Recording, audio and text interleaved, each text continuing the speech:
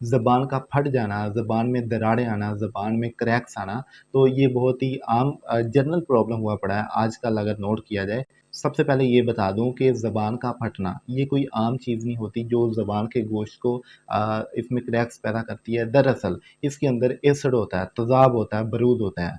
ये एसिड, ये तेज़ाब गैस की शक्ल में मुँह की तरफ आता है। सारी तेज़ाबियत गैस के अंदर छुपी होती है, क्योंकि ये आम हवा नहीं है, ये गंदे मवाद की पैदाइश है। ये गैस मुँह की तरफ आके मुँह में फैल जाती है, ज़ुबान में अपनी जगह बना लेती है।